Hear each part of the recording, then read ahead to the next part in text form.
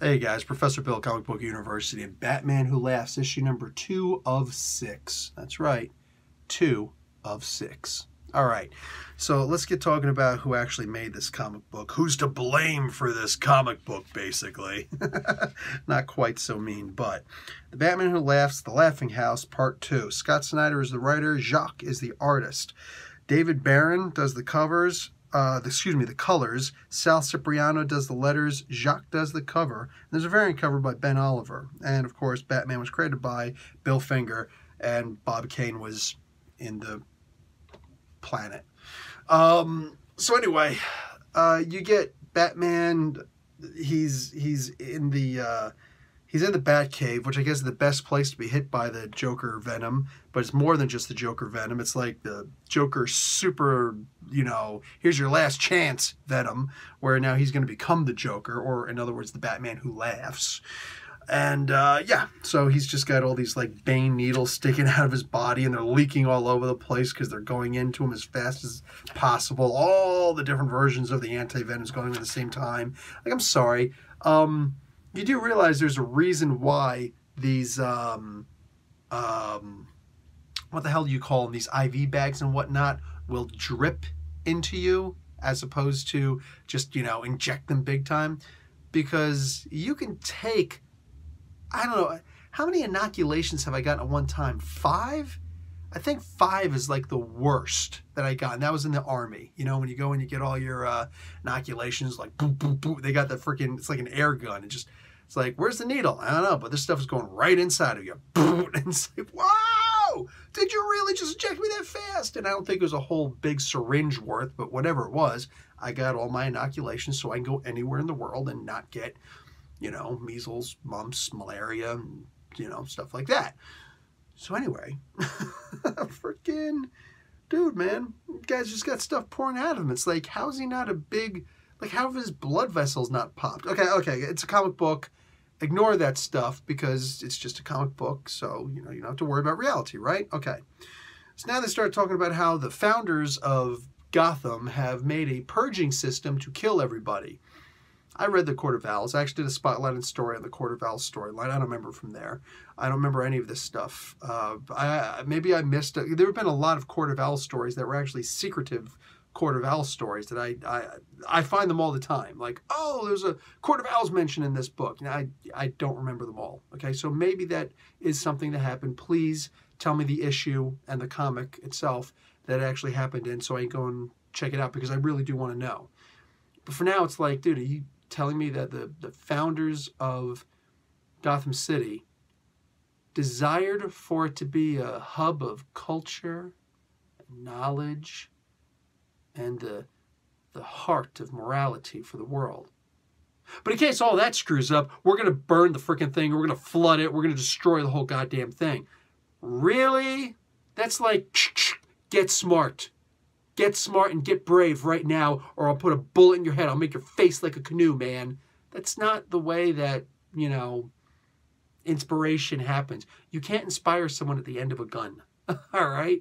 Even if it's a gun on their back. Like, sorry. That's because like, then look at the teacher.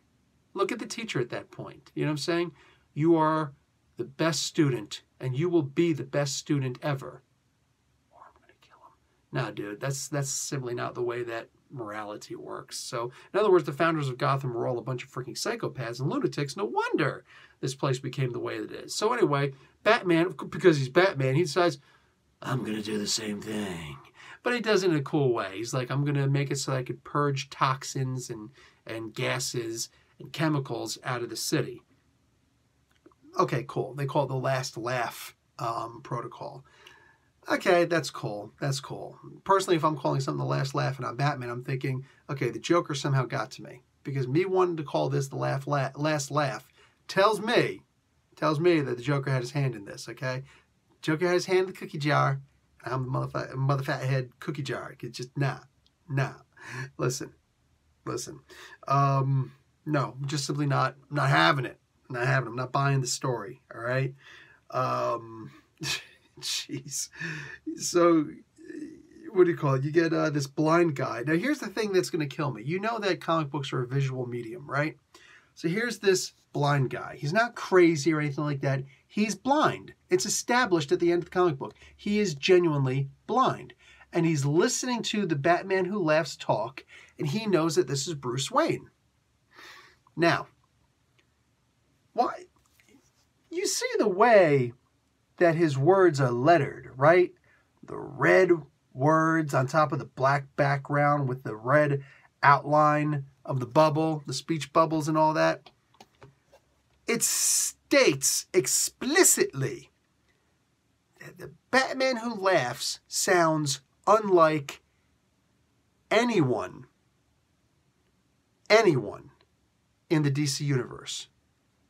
Doomsday didn't have that kind of thought bubble, word bubble around whenever he'd go, Superman. No, there was nothing like that. Darkseid doesn't talk like that. Mongol doesn't talk like that. Dude, you want me to keep going? Nobody else talks like this. Even when the Flash does his speed talk, they just have it going back and forth. When Zatanna and Zatara do their backwards speech, you know what I'm saying? They're words of power. They just do them backwards, not a big deal. They don't, sit there and they don't do all that stuff. This is explicitly a different voice that will sound hints like Bruce or Batman, because he was both.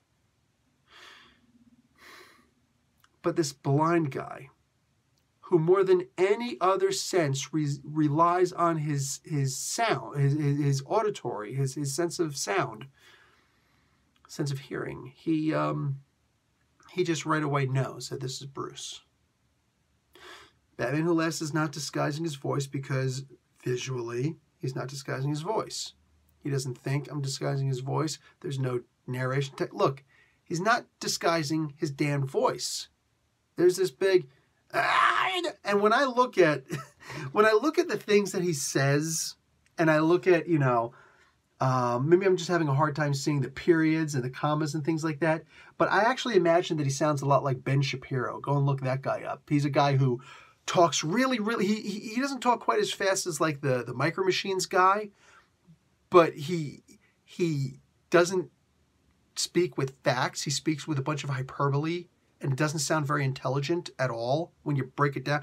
When somebody talks really fast, they sound like they're really intelligent, but at the end of the day, they be talking about poop on a stick, and that's, like talking fast sounds cute until you actually listen to the words, and then you start to realize that it's very hard to enunciate brilliance in it. But that's the thing. I imagine him talking a lot like a Ben Shapiro character. Just, if you like Ben Shapiro, sorry.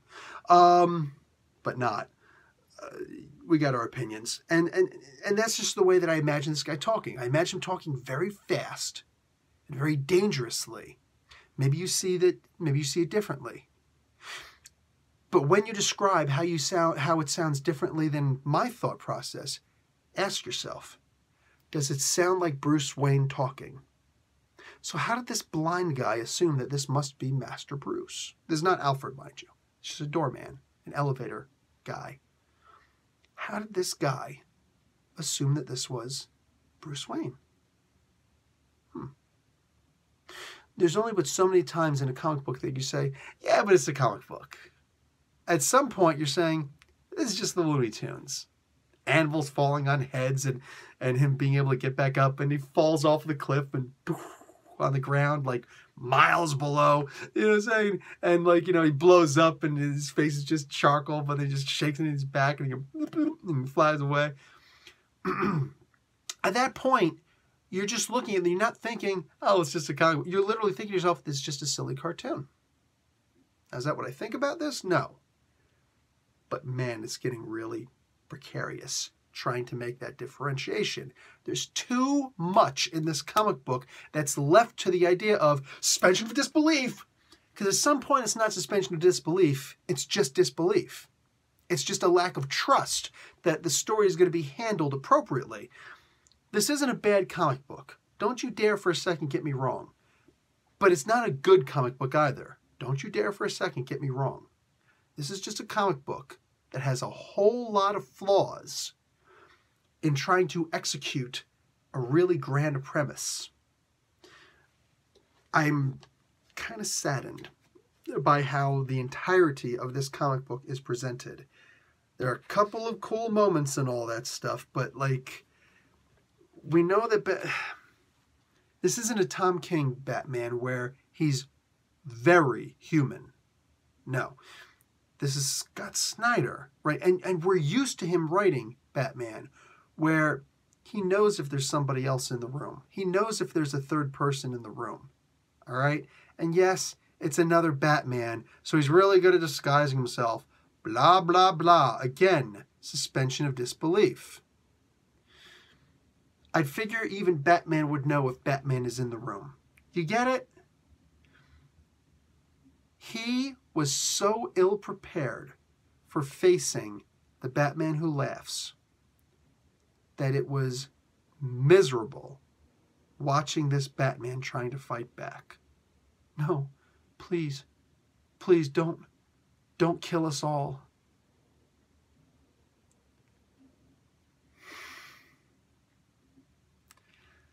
Sorry.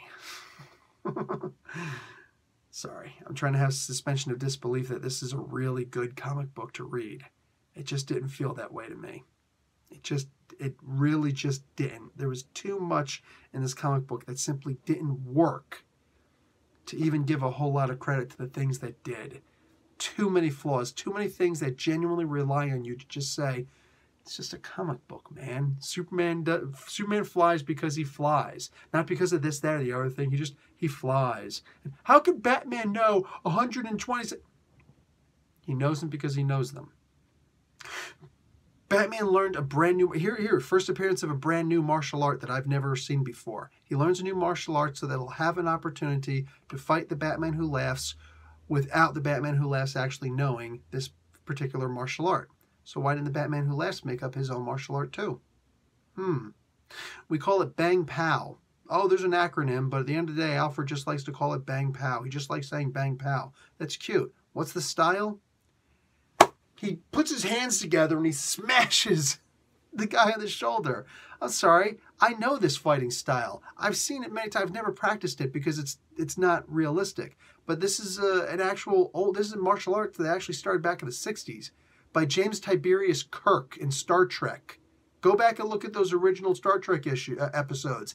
That's how he fights. It's not... Suspension of disbelief, guys. Professor Bill, Comic Book University. Class dismissed.